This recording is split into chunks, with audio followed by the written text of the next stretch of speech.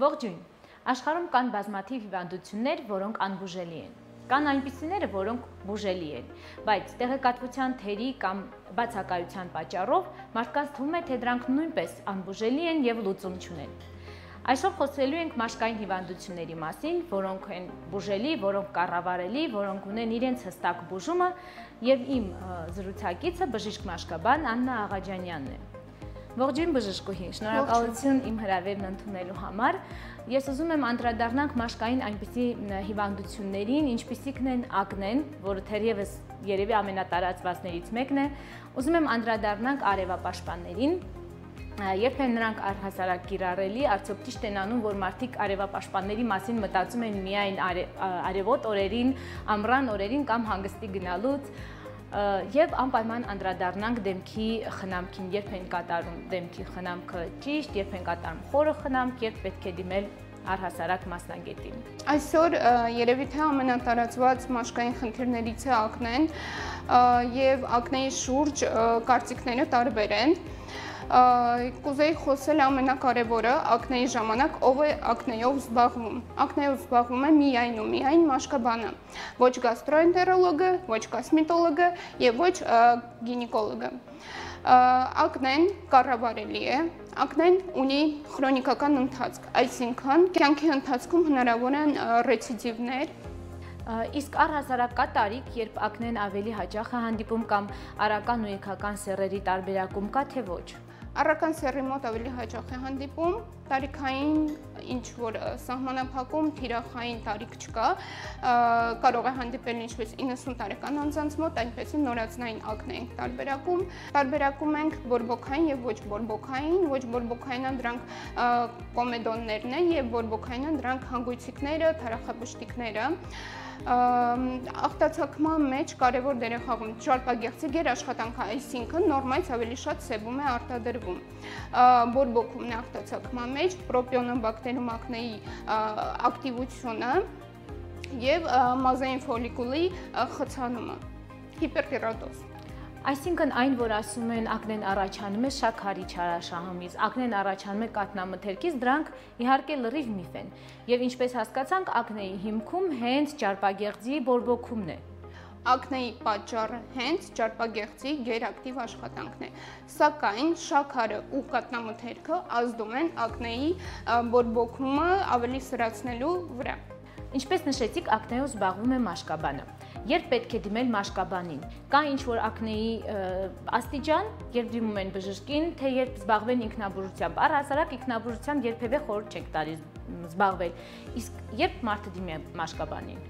Ակնեն տարբերում ենք թեթևից մինչև ծանր աստիճանի ակնեներ, ցանկացած աստիճանի ակնեն պետք է դիմել մաշկաբանի, այլ ոչ կոսմետոլոգի, կուզեմ անդրադառնամ չիստկաներին, խորամաքրումներին, որը կատարվում է հիմա ու որը բավականին տարածված է, քանի որ մենք տեսնում ենք հանգույցիկ կամ թարախաբշտիկ, մենք սեղմելու ընթացքում ճնշում ենք գործադրում այդ թարախաբշտիկի վրա, իսկ թարախաբշտիկի տակ մեր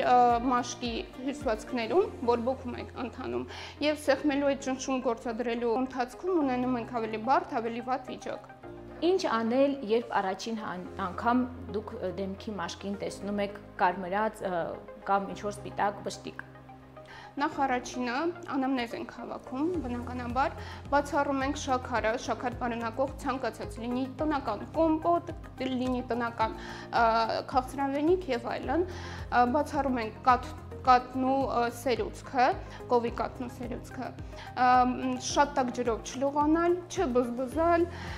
եւ իհարկե չորացնել դեմքը անձեռոցիկով կամ սրբիչը պարբերաբար փոխել։ Այսինքն շատ կարևոր է խնամքը, իսկ կա դեղորայքային բուժում։ Միանշանակ կախված ակնեի աստիճանից մաշկաբանը ինքն է որոշում ինչպես վարվել պացիենտի հետ։ Իսկ ինչպիսի հիվանդությունների դեպքում են, որ ակնեն ավելի արտահայտված է լինում կամ զուգահեռ ընթանում է, օրինակ գինեկոլոգիական ինչպիսի խնդիրներ կան նմանատիպ դեպքեր, երբ ակնեն իրենց պատճառն է։ Ակնեն կարող է ուղեկցվել գինեկոլոգիական, գաստրոենտերոլոգիական հիվանդությունների հետ, սակայն դա չէ պատճառը ակնեի։ Ակնեի պատճառը, ինչպես նշեցինք, ճարպագեղձի գերաշխատանքն է։ Այստեղ եւս մեկ միֆի եմ ուզում անդրադառնամ, շատ հաճախ ասում են, եթե ակնե ունես, ապա ստուգիր ստամոքսաղեքային տրակտը։ Նման բան իրականում չկա, դա թյուր կարծիք է, ստամոքսաղեքային տրակտի խնդիրները երբևէ ակնեի պատճառ չեն հանդիսանում։ Իհարկե կան գաստրոենտերոլոգիական խնդիրներ, որոնք ընթանում են դեմքի ցանավորմամբ, բայց դրանք տիպիկ բնորոշ են տվյալ բորբոքային հիվանդությանը, օրինակ հաստաղեքային հիվանդությանը եւ խիստ տարբերվում են ակնեից։ Բժշկուհի, այդ դիմեց պացիենտը ձեզ։ Դուք ախտորոշեցիք իր մոտ ակնե, դրեցիք դրա աստիճանը, ինչպիսի հետազոտություններ եք կատարում։ Տեղային բուժման համար հետազոտություններ չեն կատարում, հավաքելով անամնեզը, կլինիկորեն տեսնելով պացիենտին, դրվում է դիագնոզը, սակայն եթե ծանր աստիճանի ակնե է եւ մեզ պետք է համակարգային բուժում, բնականաբար մենք ստուգում ենք որոշ արյան անալիզներ, որոշ բիոքիմիական կետեր։ Կարճ ուզում եմ ամփոփենք ակնեն։ Ակնեն մաշկային խնդիր է,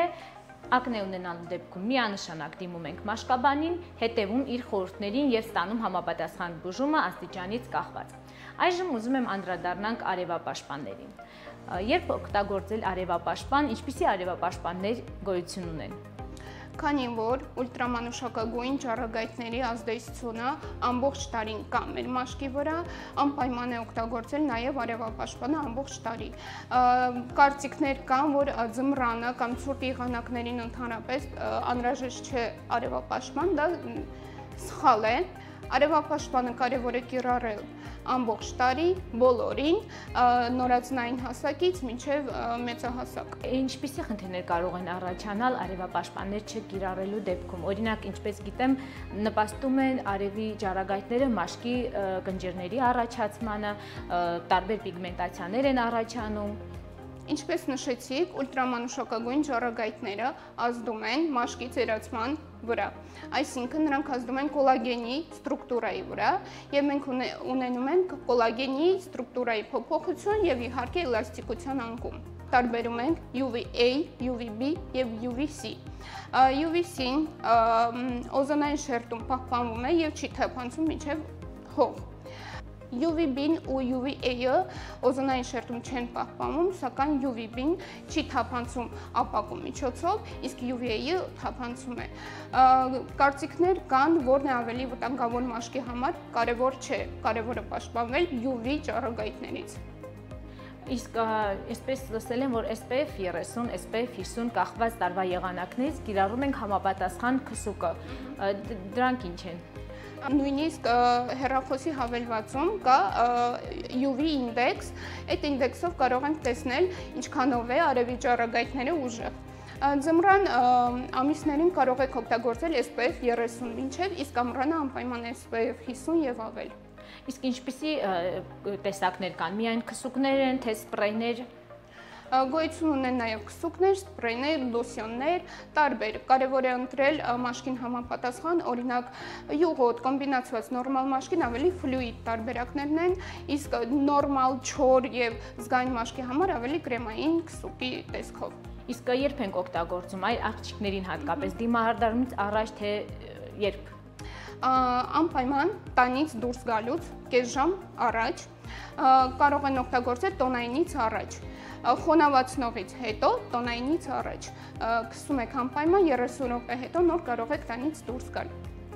Ուրեմն, որպեսզի ձեր մաշկն ավելի հարթ լինի, ավելի գեղեցիկ, էլաստիկ, անպայման օգտագործեք արևապաշտպան քսուկներ, կրեմներ, լոսյոններ։ Խոսեցինք այն մասին, որ արևապաշտպանները բերում են կնճիռների առաջացման, բայց արևի ճառագայթներն առաջացնում են նաև տարբեր մաշկային լուրջ խնդիրներ։ Այն ինչպիսի խնդիրներ կարող են առաջացնել, որոնք ավելի լուրջ են ու ավելի ծանր ընթացք ունեն։ Նախ առաջինը արևային արվածքները, որը հետագայում կարող է ուժեղ բարդությունների բերել, ակտինիկ կերատոզը, որը նախաուռուցքային վիճակ է համարվում, մելանոման, իդեպ նշեմ, որ Հայաստանի Հանրապետության մաշկաբանության ազգային կենտրոնում մայիսի 31-ին անցկացվել է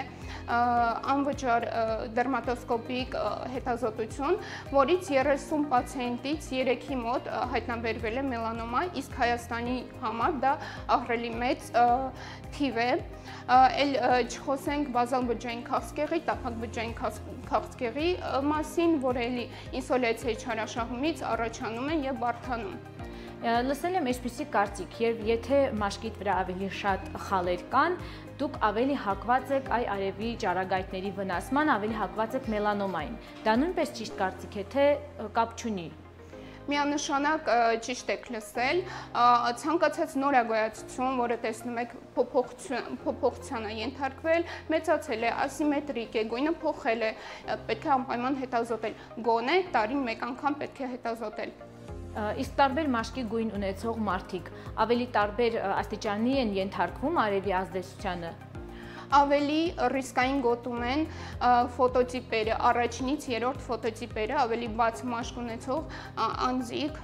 Հաճախականությունը, եթե ծովափնյա երկրներում են գտնվում եւ մտնում ենք օվկիանոս, դուրս են գալիս, ծով ենք մտնում, դուրս են գալիս, անպայման թարմացնում ենք ամեն մտնել դուրս գալուց եւ ընդհանրապես 2 ժամը մեկ պետք է թարմացնել։ Իսկ ճիշտ չափաբաժինը կամ 1 ճաշի գթալ ամբողջ դեմքի համար կամ 2 գիծ, 2 մատի վրա 2 գծով, դա բավարարում է դեմք եւ պարանոց։ Ուզում եմ հիշեցնել, որ այս ամենը խոսում ենք ոչ միայն կանանց համար, այլ նաեւ տղամարդկանց պարագայում։ Երբեք արևապաշտպաններ օգտագործելը չի համարվում կոսմետոլոգիական ինչ-որ քսուկ, դա անում եք ձեր մաշկի առողջության համար։ Նշեցինք, որ արևի ճառագայթներից առաջանում են նաև դեմքի մաշկի տարբեր պիգմենտացիաներ։ Ինչպես դրանցից ազատվել։ Դրանցից ազատվելը հեշտ չէ, բավականին դժվար է ու երկարատև, սակայն ամենաարդյունավետ, ամենաէֆեկտիվ նշեցինք, դա արևապաշտպանն է, իսկ արդյունավետ միջոց ազատվելու պիլինգներն են։ Առաջարկում եմ տեղափոխվենք պրոցեդուրաների սենյակ եւ այնտեղ բժշկուհին մանրամասն կպատմի պիլինգների մասին։ Խնդրեմ։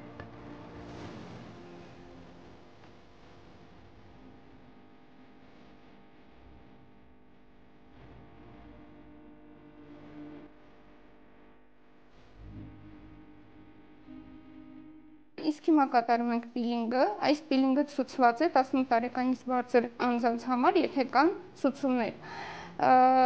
Պիլինգը ընդհանուր թարմացնում է մաշկը, խոնավացնում է, մանր կնճիռների դեմ է պայքարում, ծակոտիները նեղացնում է եւ ընդհանուր թարմություն է հաղորդում դեմքին։ Այս պիլինգի առավելությունը այն է, որ կարելի է կատարել ամռանը, երբ արևի ճառագայթների ազդեցությունը բավականին բարձր է։ Պետք է պացիենտին անպայման ցույց տալ, թե ինչ են կատարում, պիտանելիության ժամկետը, որ պրոդուկտը սերտիֆիկացված է, ուրեմն իտալական բրենդի Biorepil Chlor 3 մինչև 25 թիվ 11 ամիս։ Եթե ունեք պիգմենտային հետքեր, անհարթ մաշկ, մանր կնճիռներ եւ ուզում եք 1 սեանսով թարմացնել մաշկը, սա իդեալական տարբերակ է, անվտանգ եւ արագ։ Առաջին քայլը փրփրով մաքրում ենք դեմքը, խորը մաքրում ենք կատարում եւ պատրաստում ենք մաշկը պիլինգին։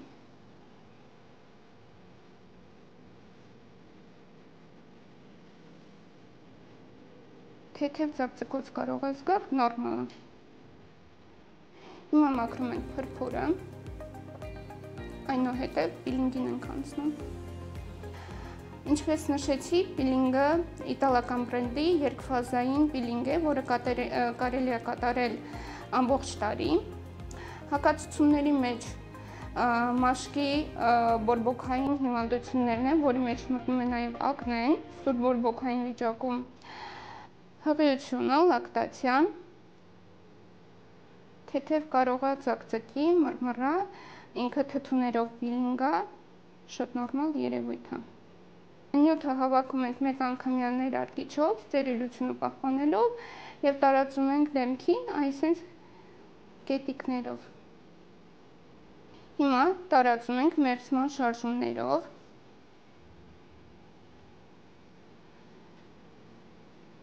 Ծակծկոցը պայմանավորված է թթուներով, ինչպես նշեցի, մաշկի եւ ջրացած շերտը հանում է, շերտազատում է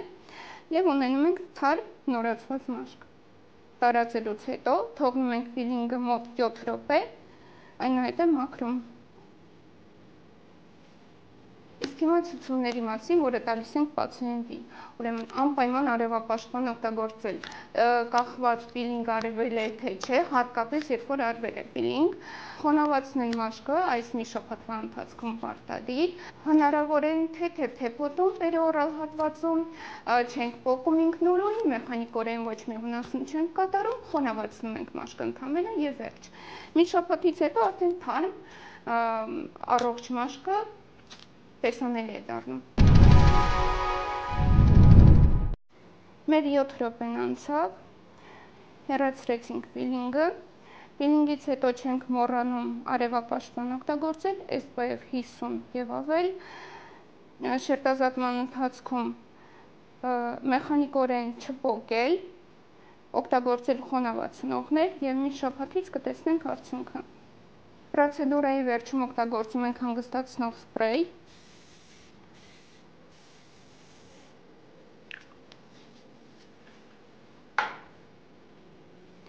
Եվ իհարկե վերջում հանգստացնող քսուկ։